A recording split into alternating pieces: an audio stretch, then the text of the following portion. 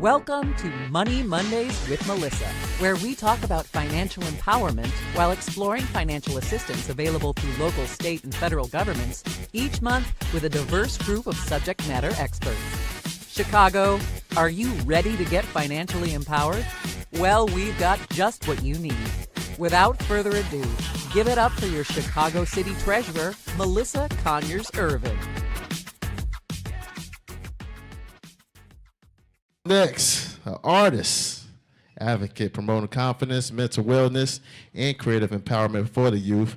Make some noise for Skylar Lemon right now.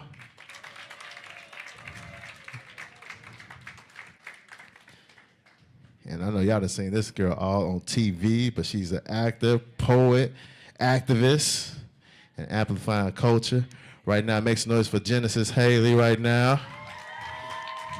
Yeah, I know, I seen the shot. We ain't worried about you. We ain't worried about. B-Man, let her have a moment. Man. I just made myself the co-host. Whoop B-Man after this. Whoop him. And we're going to let them introduce themselves, too, to hype themselves Oh, yeah, up. we definitely. want them to tell you exactly who they are, legit, be shy, all across the panel. Facts. And last but not least, a legend in the city. Super legend, DJ, producer, culture creator. Y'all heard the drops everywhere. This Chicago. I need y'all to make some noise for Power 92's own DJ Ferris.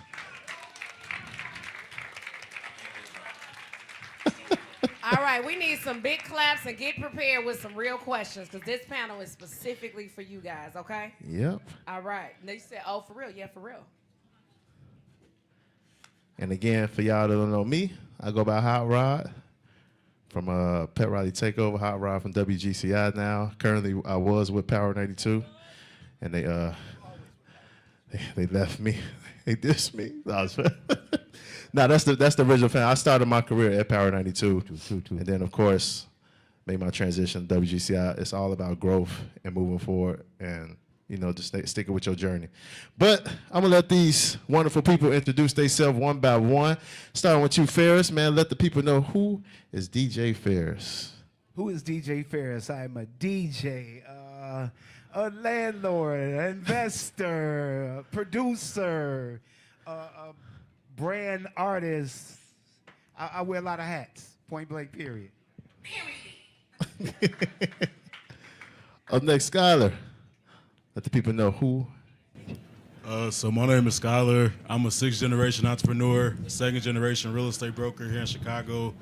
I specialize in helping first-time home buyers access down payment assistance to ease their burden when buying their first property. And today we've been talking a lot about generational wealth, building a Black community. So I would say that my brand and my business is at the forefront of doing just that for us. Okay. Up next, Jada Juice. Hey y'all, my name is Jada. So I am the owner and CEO of Jada Juice, an all-natural cold-pressed juice company. I actually started when I was 17 years old in March of 2020. And I recently also just graduated from NIU, so I'm not too far from y'all age. So today, I'll really just be talking about my journey with you all, and I hope you all can resonate since I'm close to your age. And last but not least, Miss Genesis, the queen. There you go, the queen. What's up? What's up, y'all? I'm Genesis Denise Hale, the melanated multi-hyphenate. I'm an actress, singer, and poet. Also, mental health and internal health advocate. Okay. I'm gonna start with you since you got the mic already. I'm gonna start with you. Genesis, when did you realize your voice had power, so much power? I've always known that. I would say probably at the age of 5. The way that my family is set up, we kind of like to think of ourselves as the Incredibles. Everybody has their own type of superpower. My father, he reaches people through education as far as music goes. He's an MC of all kinds. My mother, she is an actress. She is a singer as well, actress, singer, and dancer. And so when I was coming up, I was always on stage. I was always in front of people. I was always in charge of positively manipulating hearts. And so I knew at a young age that I had some type of to me. You know, when I think at the age of 12, that was when we started doing our show, and it went from 2 episodes to like a 7-year stint. So, yeah. 12? You was 12? Yeah, big 12. Big 12. And y'all about to come up on the last season. The 8th. The 8th season. I already know. If you look back at your younger self at 12, what would you tell yourself now? Like, if you asked me about a year ago, I probably would tell you like a list of things, but right now I'd probably say don't do nothing different. Don't do nothing extra. Just be exactly where you are in that moment, and it shall all come to pass. okay. All right. And I'm take it over to Jada. I want to ask your why. What is your why? Especially with your juices and they natural. Like, what's your why for the... So I always say that Jada Juice is bigger than just selling juice. So just to give a little backstory, I played basketball my entire life up until I graduated high school. And during that time, I was in a very dark space, just navigating college, what I wanted to do going into college. I knew I didn't want to play basketball anymore. So I was like, man, this is all I know is basketball. So if I don't want to play anymore, what do I do? And so my mom would just speak life into me, and she told me just pray, which I didn't really have my own relationship as far as my faith goes with God. At that time, I was only 17. So she was just telling me to pray. And eventually, the vision of Jada Juice came to life through my mom, and she told me, you have a business, and it's called Jada Juice Started. I'm like, Mom, I don't want to be an entrepreneur. I don't have what it takes. I'm an athlete. I don't sell juice like I'm not an entrepreneur. And she was like, so since you're not going to do it, I'm going to do it. Once I saw her doing it, she helped me create my logo and everything, and that's when I started to do it. And I realized that my purpose through my business wasn't just to sell juice, it's to inspire people like you all to also take a leap of faith, start a business, even though that's not what you think that you're supposed to be doing. Your purpose will reveal itself sooner rather than later, and just be obedient to what you're told to do. And so through my juices, I not only sell juice and promote healthy lifestyles because it's important to be healthy at a young age, right? So I also promote that. In addition to that, I just really want to motivate you all to start a business. Even though it's scary, just start and take a leap of faith. Okay. And I'm going to ask this, how do you, like, how do you stay your course? How do you stay your lane? Like, you know, there's so many people that, like, you know, want you to, how do you just stay you? I would say, especially starting my business at 17, it was a lot of people that was like, no, do it this way. No, you should be doing this. Or just telling me, you know, my vision was too big and that a juice business wasn't going to sustain me. And I would say with that, I really had to get poured into by my support system. My mom, who's in the back in the yellow, she really poured into me and really kept my head on straight and really just told me, you know, this is your purpose. This is what you're supposed to be doing. Don't listen to what other people are saying. And I would just say, if you don't have people down talking you, then you're not doing something right. So I would just say, even when I get in my own head, because being an athlete, you always challenge yourself. You always push yourself to want to be, you know, at the top, and you always want to over-exceed your expectations. And I still think like that even as a business owner. And I just reassure myself, you know, you have been successful thus far. Look back on where you came from and where you are now. Just give yourself credit. And I would say that's what's really been helping me so far. Okay. All right. Skylar, what's going on, man? Chilling. How you doing? How would you describe your brand in the city? I would describe my brand as something that speaks directly to who we're trying to target. So even down to like the colors and the design and everything like that, I know that who I'm targeting is somebody who is a low to moderate income buyer who probably has the profile, like financial profile. They probably have a job and things of that nature to buy a property. They just don't have the down payment. And so I try to make my brand speak directly to, you know, somebody who would need the services that I offer. Okay. And what's one moment where the city really, like, you really just showed up for the city or showed up for the community? Well, in 2024, I started posting content on Instagram consistently. And from that, I was able to generate like 1,700 leads. And so I think that showed me that I didn't get to sell 1,700 houses, but there were at least 1,700 people around the city of Chicago that needed the knowledge that I was giving them. And that's something that I'm still doing today. And so just being able to empower people to take that leap of faith rather. I know that when it comes to buying properties, a lot of people that look like us have a lot of doubts and negativity around them, and they tell me stories about what their uncle did 10 years ago. I think that, I think that just kind of getting past all of that and, pushing forward. Okay. Fairs, what's up, man? What's up, buddy? What does legacy mean to you beyond followers and fame? I mean, you definitely in the light, and definitely considered a famous DJ. But what does it mean to you? As far as just, good work, having a good name, your work speaking for itself, just things, looking out for others. Your legacy is more than just, hey, DJ Ferris, I want to be DJ Ferris, the people's person, the guy that looked out for all his peers, et cetera, said his work was excellent, those type of things. Okay.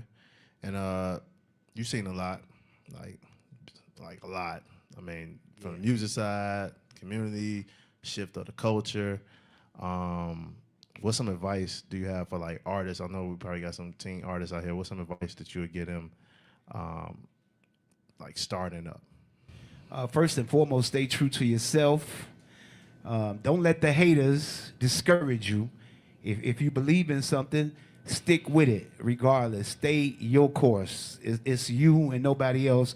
And whatever your passion is, just stick with it and don't listen to the outside noise. Okay. I'm gonna ask a question that's off the top. What's some of your favorite artists? My favorite artist? Yeah. Well, I'm mainly I'm an old school head. So Say it again, Genesis. Me. Yeah, I love her too, but I'm mainly an old school head. So I come from the original days, from the Tupac, the Biggies, the Jay-Z's, like real Common, the real lyricism. I mess with the new music too, the new artists and stuff like that. I'm in tune. I'm not out of tune, but as far as my preference, I come from like real lyricism. As far as like I do more than just hip hop. I come from house music. I love all music, rock, R&B, but I'm more of a like the real band, real instrument type because that's where I came from. I actually came up playing instruments. I wasn't DJing. My DJing was actually a mistake. I was playing bass, upright bass, trumpet, et cetera, my whole life. And one day my cousin needed a DJ, and I was living in Louisiana, and I had one record player, and I was just playing records, and all of a sudden, man, bang, that's it. Wow. Okay. Now, see, me and Ferris, we go back and everything. And I remember he told me a story back when I was like coming up in radio as an intern. I want to interrupt that hot rod. I'm sorry, but I got a parent that needs Javon Coppage. Your mama say y'all got to go. That's you, homeboy. I'm glad we got to hang out. All right, Javon, we going to make sure. All right, Javon. Everybody say bye, Javon. Bye, Javon.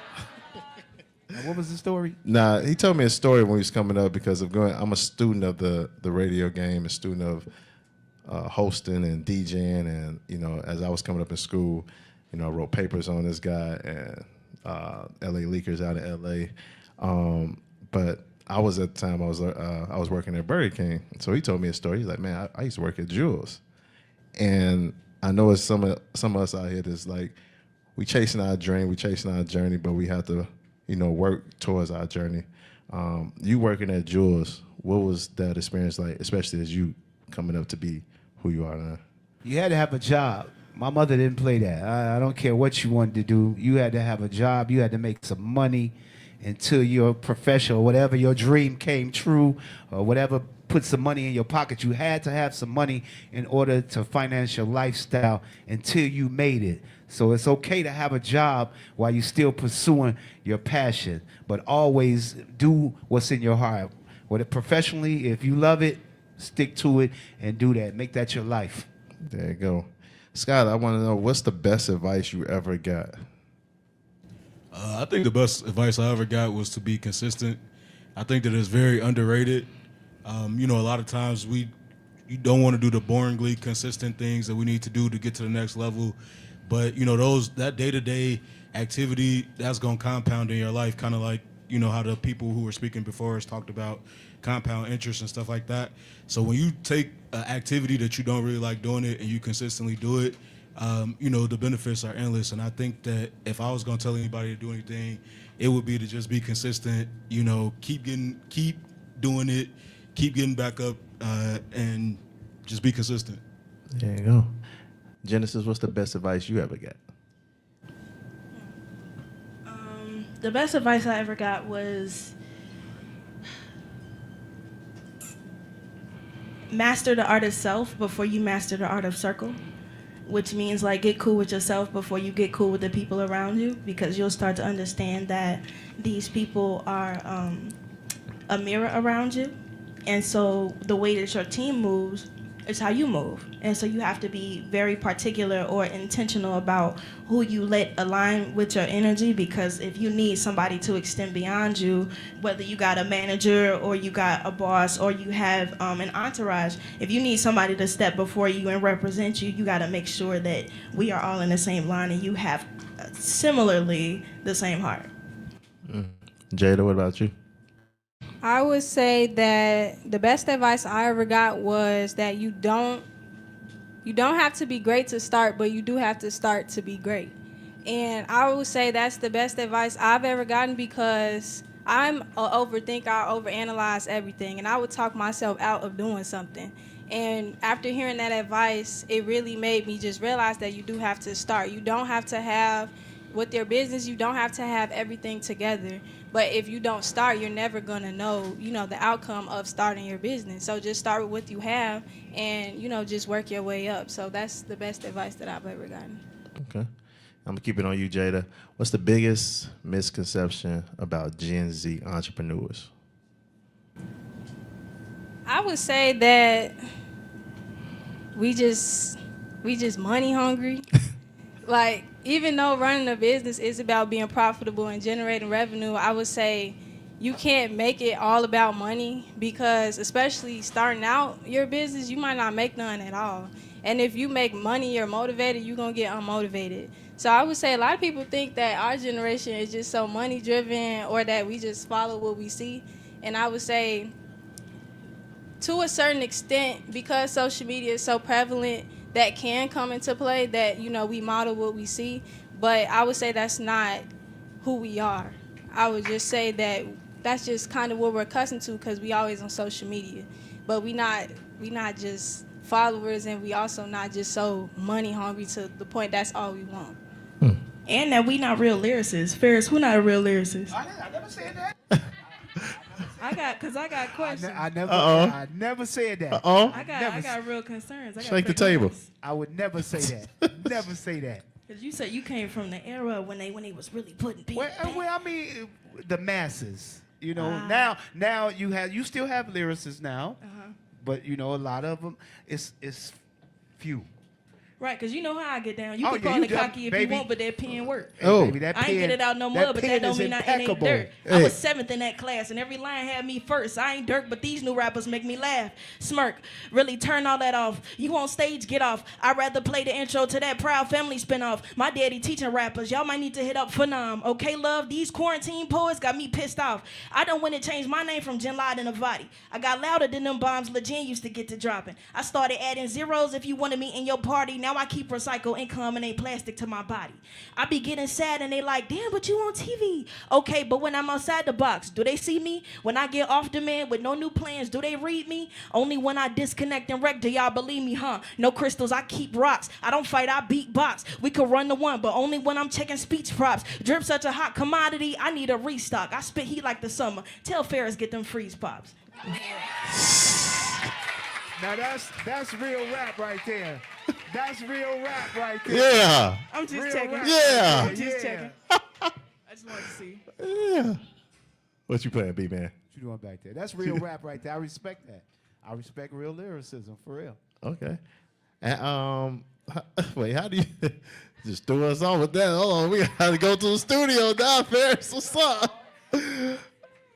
Hey, so Ferris, with that being said, like, there's so many Chicago artists, I know they blow your DMs up. How do you like how do you dissect like what you know is hot and what you like? I mean, Has there ever been a record that been like that was terrible, but it ended up being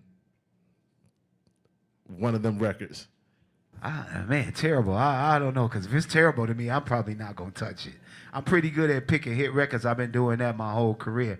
That's my little knack. I know when I first hear a song, I could tell in the first 10 seconds, damn near, if it's a hit record or not. So I don't know. I'm pretty good at that. But what I am is I'm an ear. I lend my ear. And yes, I have to listen to people. I have to take the DMs because you never know. I might skip over a DM, and that might be the hit that I skipped over. So, you know, you got to take the time out to listen. I'm a great listener, and I listen to people even when I'm out. Everybody's got a story to tell, but being who I am, I can't just brush them off. So, you know, I learned to be a great listener, and you could miss out, you know, not being so. And what's advice to like artists like Genesis? I mean, even though she's been on the radio and everything, but advice of like how to get their music on the radio, because a lot of artists they ask like, how do I get my song on the radio? Or do you think radio is that's what it need to be? Or radio is I don't know. It's in a space right now where I think things need to change, and I'm trying to be that change. That's why with my show, I do all requests. You can request whatever you want to by texting me, stuff like that. We open to helping out the new artists. We give everybody a chance because that's how it should be. You know, especially our city. We put on for our city.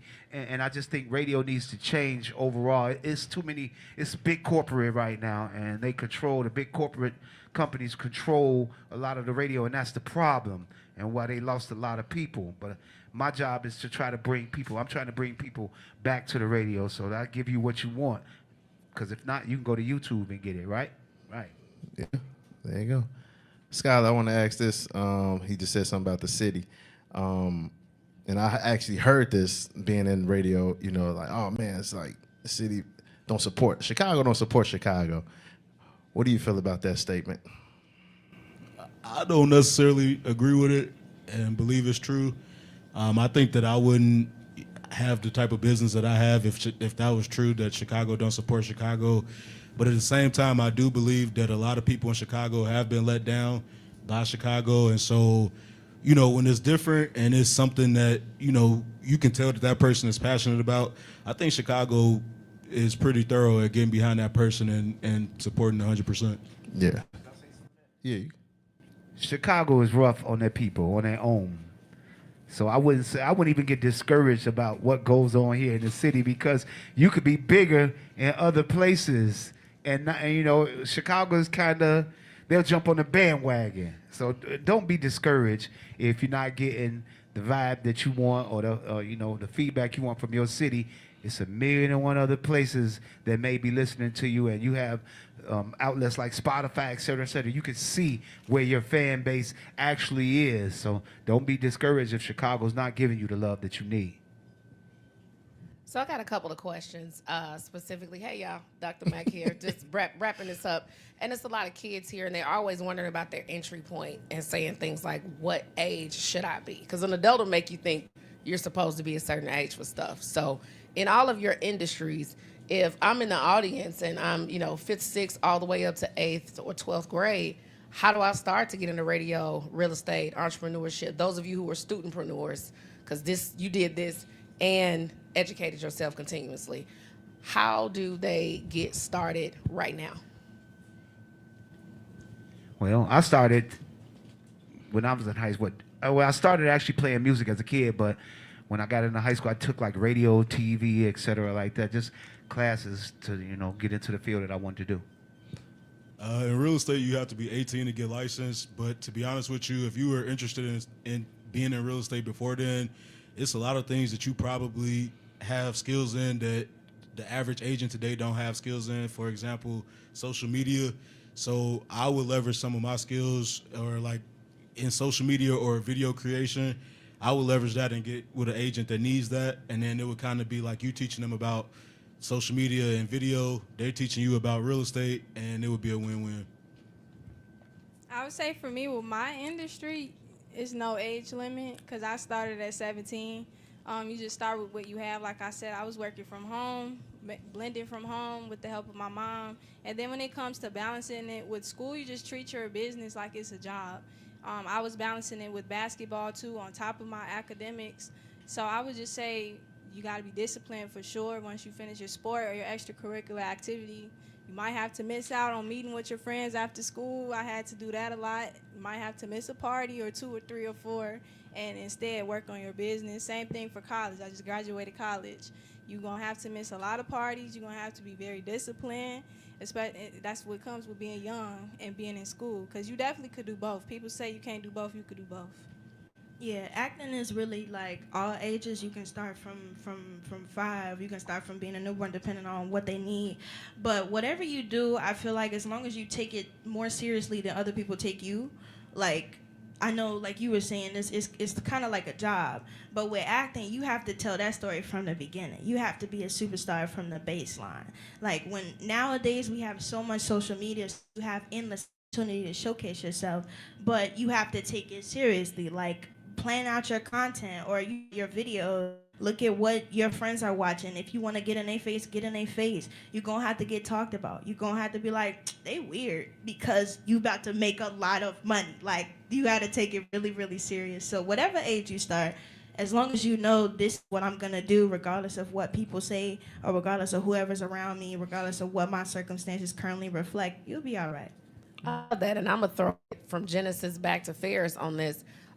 You talked about the energy around you, and I want to discuss the energy that can follow you, right? So reputations are being developed right now in school. And I want you guys to discuss how your reputation in elementary school, high school, from your neighborhood can follow you, and what that means for your success, the reputation you're developing right now. I think growing up, my reputation was definitely already acting wise. I was the number one storyteller in my school. I was always in the front. I was always in the way. So that was my brand. I also had some class clown students who also became like big stars along with me. So I'm not saying that you need to be acting funny in school, but I am saying, you know what I'm saying, be responsible with it, calculate your jokes or whatever. But I was always about my work. But at the same time, when it came to the playground, when it came to recess, it came to lunch, it came to spaces of freedom, I was always doing my talent. So if you want that to be your reputation, when you have time to play how you play. I'm going to add to that. Reputation is everything. And the one thing that is hard to come from is a bad reputation. So really stand on your reputation being everything. And still stay true to yourself. Don't try and be something that you're not. Still be yourself, but know it's a time and a place for everything. And I would say with my business, even growing up, my reputation was that I just, I played sports and I went home. I didn't really go to parties like that. That just wasn't my thing. So people thought I was just boring, and I was cool with that. I'm like, I got good grades. So I'll be boring or whatever. And that's the same case scenario for when I was in school. I just was about my business. Everybody know me as Jada Juice. People call me Jada Juice, like, hey, Jada Juice. And I'm like, I'll be known for that because that's my business or whatever. So I would just say definitely just stand on your reputation being your everything. I would say, and your reputation definitely will change throughout different phases of your life. But, in high school, I was kind of serious. In college, I wasn't known for being as serious. And so I think, like, initially getting into the world of real estate, at first people aren't going to really trust you with their biggest purchase of their life, right? Like, you kind of have to prove yourself. I think that once I got super consistent about my business, about my content, about the information that I was putting out there, then I feel like it became like a no-brainer for people to want to, choose me as their agent. But I think that initially people were thinking about, oh, he was in college not doing his work, or, stuff like that. And so it is important, but it is something that can change if you want to put the work in to make it change. And I'll just say your reputation is a reflection of who you are and where you've been, what you've been through. It's just you all up in one, and it changes as you go through different phases in life. But my reputation was basically, I I didn't really have a lot of friends. I didn't hang out a lot because my mother kept me busy all the time. Doing sports, I was doing music. I was like the music kid at school all the time. That was my rep, so it just kind of followed me. Okay. So, Rod, if you don't have any more questions, we can let the kids you want ask the- them a few. It's Yeah, on yeah. you. Okay. Oh, yeah. We got any questions? Right here. So we want to make sure we get you on camera. Am I okay with them asking from over there? I think, yeah. Okay. So Rod will get that side, I'll get this side. Okay. Let me see. Anybody got questions? On his side, my side, get the hands up. What you got, baby? I got a question for her. You don't remember her name? Dang. There you go. I got a question for Genesis. What steps did you take to get into acting? Okay. I'm gonna keep it a straight hundred with you. It's really not about what you know, it's about who you know. Growing up, my mother was already in theater, and so that was where I found my love for it. And she was recommended to get me, and she was advised to do so. And once that happened, I had her agent. Her agent ended up transferring me to a few other agencies, and so I'm saying that to say that it's about who you know. If you have somebody in your family that's well connected in the lane that you want to be in, do that. If you gotta get it out the mud, you literally just go and network. Get in the way. Ask your mom to put you in acting summer camps. I did Second City, which is a comedy camp, for 2 years. I was nasty. I was funnier than everyone, but I was always in the way. So ask, get out there, take it serious, say what you want to do. That's what I did. I got my agent. We auditioned for Empire. Then we got our show. So that's really my steps, but network for sure. What's one song that remind y'all of y'all journey? I mean, for me, I'm gonna say it right now because I was going through a lot at the time. Was Kid Cudi, "Pursuit of Happiness"? That was my song. I was in Iowa. I was in a small town, an Amish town at that. If I ain't never seen an Amish person in real life, I saw it in real life. And I was going through a lot, battling basketball and trying to be on the radio station in Iowa. And at the time, they didn't let nobody on the radio station in Iowa. So I was just I came home and I started working at Power 92 and all that. But that was the song that was constantly this. All We Got by Chance the Rapper.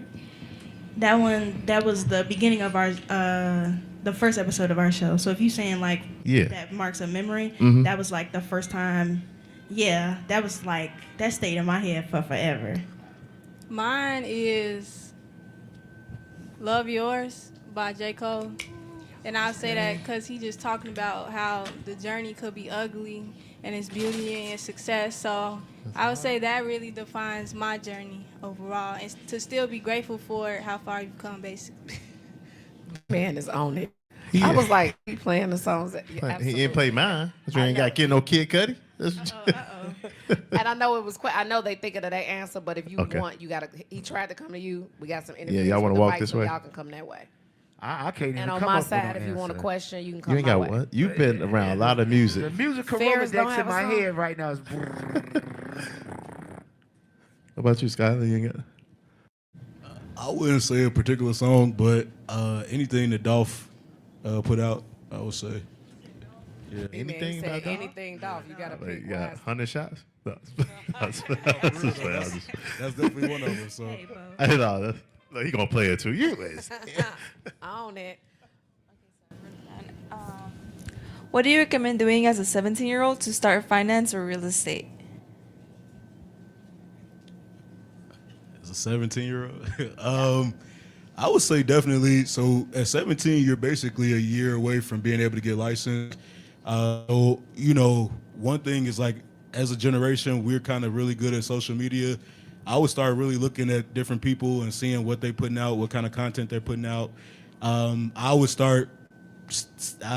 start studying per se, but I would have all of the resources in place so that when I went and took the real estate license, I would already know what tools I were going to use to study for the exam. And then once I, passed the exam, I would talk to some of those people that I've been following and looking for mentorship through to see what are the next steps and how I should kind of begin the journey. The main thing about real estate, I think that people are better at it when they come in with a specific goal that they want to solve. So for me, it's helping home buyers access down payment assistance. For somebody else, that can look like only wanting to work with condos downtown. For somebody else, it could look like helping people in situations when they can no longer afford their house. And so I would really figure out which specific problem I wanted to solve within real estate, and then I would jump it all into just that problem and making sure that I built a business around basically just that. I wouldn't take being young as a disadvantage. I think that a lot of people want to work with somebody who's young and hungry, so that's actually a huge advantage. But starting young, it's easy to feel like, to have imposter syndrome because you're looking at these other agents and they closing deals and the cars they drive and stuff like that. Yeah. Thank you.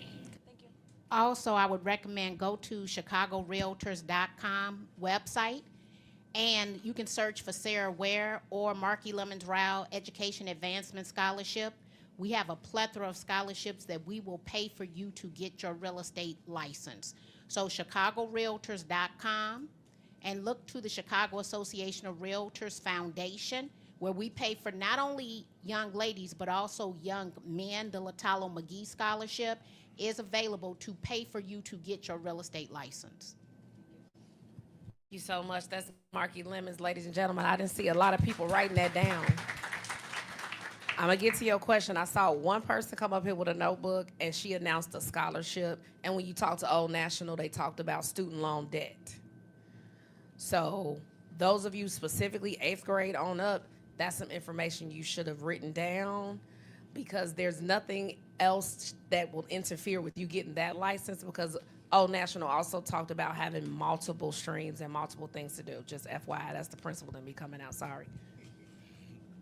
So I have a question for everyone. What is one key principle for success? Discipline. Me? Oh, yeah. You said discipline?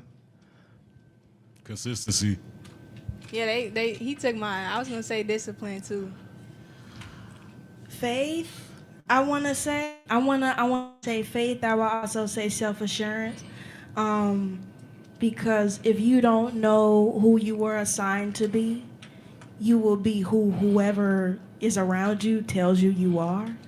And it's no shade to my uncle, but like if you hear people being like, I like real lyricists, or I like these type of people, I like these type of whatever, taking it away from who it is. If I was not sure of myself, I'd be like, damn, I'm not no real. I don't really. So you have to have some type of self-assurance in you, and that will fuel your humility. That's going to get you to your discipline. That's going to get you to your goal. Yeah. Hi, Rob. What's yours? I would just say confidence. I mean, believing in yourself when nobody else not believing in you. I dealt through that my whole career. Like, just people just not believing in you. Like, all right, well, I'm going to do it anyway and show y'all what I could do. And, once you believe in yourself, then everybody just going to slowly start trickling in, believing like, oh, no, he's serious about what he talking about, serious about what he doing. I got a lot of prime examples in my radio career, and just even with my non-for-profit, my organization, with my team, man, Rafi, Miguel, DJ B, man, and I'm pretty sure they probably look at me like crazy when I be telling them like, hey, yeah, we got like 20 schools today, or we got 20 schools this whole time, but just showing them the vision of like us going inside these schools and trying to bring that school spirit back into different high schools or elementary schools. So. And then Skylar, what was yours? Did we get yours? Did I miss you? Yeah, I said consistency. You said consistency. Okay, I'm gonna say authenticity. Don't try to be anybody but you. It don't work. It just don't work. I think the good news about being uniquely you is that that's what we want to see. That's who we want to bring in. That's who we want to hire. We want originals in a world of fake, right? So being your original self and doing real good at it, you're gonna get confident in it and swipe through everything the other panelists said. So thank you so much for that question. I think we got one last question on your side, Hot Rod. And then we're going to wrap this up and we're going to party this on out. We got one more. I think this young Oh, lady yeah. right here. My bad. He go to Morgan Park High School. That's Mustangs. Hey. I graduated from I Morgan graduated Park. from Morgan Park, too. Yeah. Oh, okay. Oh, my God. Oh, Kenwood you in the got a building. Bronco in here. It's a couple of Broncos. Oh, my Kenwood, goodness. Oh, Lord. Mustangs for life. Okay. So I am one of those teenagers who go by, like, I live my life such as, like, I live life with no regrets. So I do everything with, if I'm going to do it, I'm going to go all in and don't back out. But I see a lot of things in my life as a young female in Chicago. So this is a question for any of you guys to answer because everybody has a different story. But what is one thing, it could be a good thing or a bad thing, that you've seen that made you change your whole perspective of not just the field that you wanted to go into, but how you went down that path of, like, changing not just yourself to finding yourself to be able to be like accessible to do that job? But, like, did you see or, like, did you go through an experience that really changed your thought process of how you wanted to go on about your life? People I thought were so deserving not get anything. And people the complete opposite receive everything those people were supposed to get. I'm sorry. I didn't mean to cut you off, but I got excited. There have been times in my life where I have experienced people who have done half of the work get the entire result simply because of their ambition. And then people who are qualified be like, you know what, God gonna do it for me, and they sit and they do nothing. So, see, and especially in Chicago, everybody famous in Chicago. Everybody's a celebrity. Everybody got that thing. They from the crib. Where you from? 6-piece lemon pepper fried hard. Like, that's just what we are. So you see a bunch of people with all of this confidence, but even though half of them don't have the work to back it up, it will tell you the difference between these people who do it and these people who don't. These people who sell juice and really close houses and are the biggest DJs in the world right now are people who have the Chicago ambition, but also the audacity to back it up. I would say for me, this doesn't really, I wouldn't say it doesn't directly correlate to my business, but it has everything to do with who I am and why I am the way I am today. And I would say that's the experience of me experiencing my parents getting divorced at a young age. And at a young age, I had to figure out, you know, navigating both my parents being in two different households and just finding myself outside of both my parents being in the same household. I had a lot of anger, a lot of frustration, a lot of rejection issues, and just a lot of, you know, built up trauma. And as I grew older, I definitely went to, you know, therapy, just getting to know myself on a deeper level and just, you know, just trying to figure out why am I feeling like this? Like, what's going on? And that really translated a lot over to my business because I see a lot of what I experienced at a young age like going over into my business. And those things will carry over into your later life if you don't heal from it. And I would say, you know, even the frustration, I tend to get easily frustrated with myself if I make a mistake in my business or I put a lot of pressure on myself to be successful because I watched my mom struggle as a single mom. So I put a lot of pressure on myself to be successful financially. So if you don't heal from those things at a young age, you will see it carrying over as an adult and you won't understand why those things.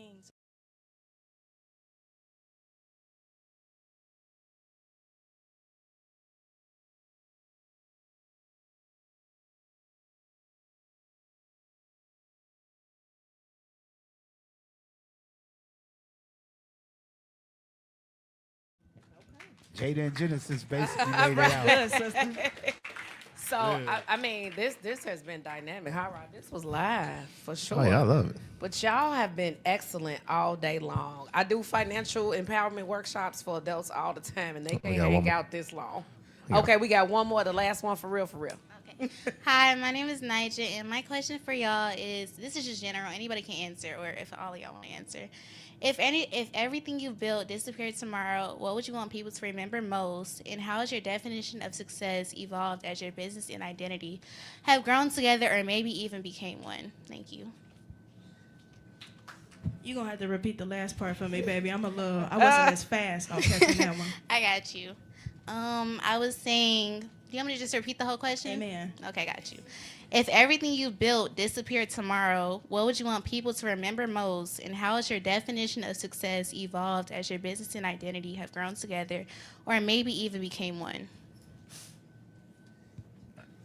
I just wanted them to remember the quality of work that I put in, and just the way that my heart and the way that I treated people. That's real valuable to me. Skylar, I think they're going to let you take that. We're going to let the guys do this one, yeah. I mean, I think I would want to be remembered for the impact, right? I think that's the legacy that I want to have, and it was a second part to that. It's our age, all those, yeah. The second part was, and how has your definition of success evolved as your business and identity have grown together and maybe even became one?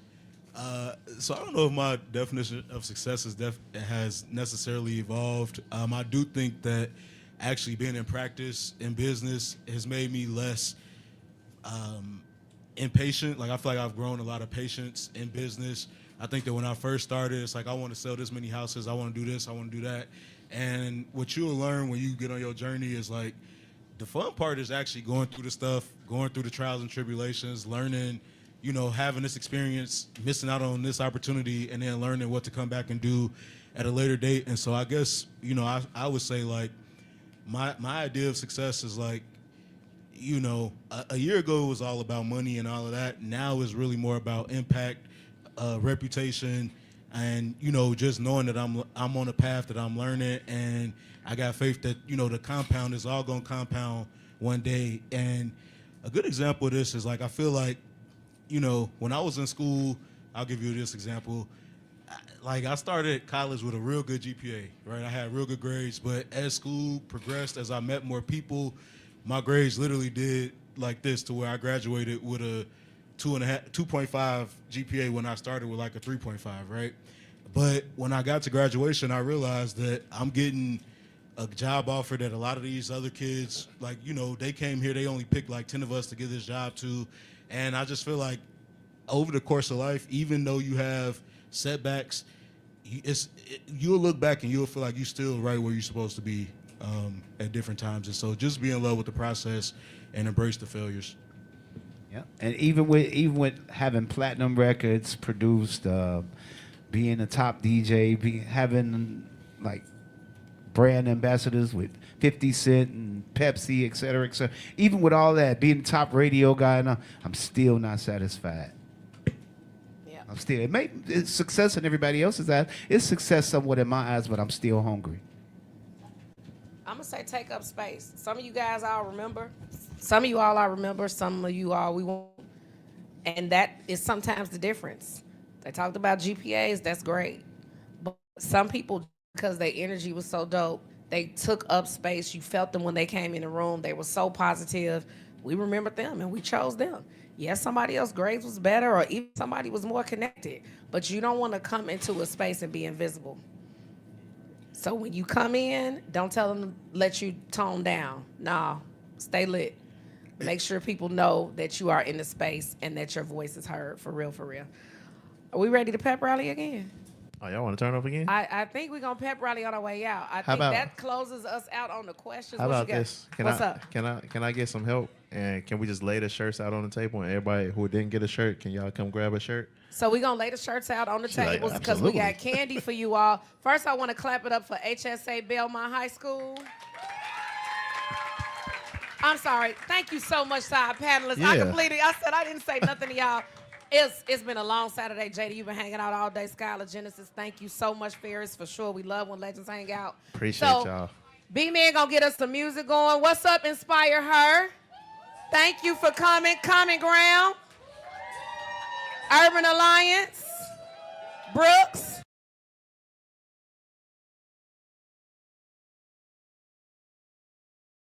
Thank you for tuning in to Money Mondays with Melissa. We hope you enjoyed today's session and found value in the topic of discussion. Follow Chicago City Treasurer on Facebook, Twitter, Instagram, and LinkedIn to stay on top of all upcoming events. Remember, if you have any questions, feel free to reach out to the Chicago Treasurer's Office at 312-744-3356 or visit www.chicagocitytreasurer.com. We'll see you next time for Money Mondays with Melissa.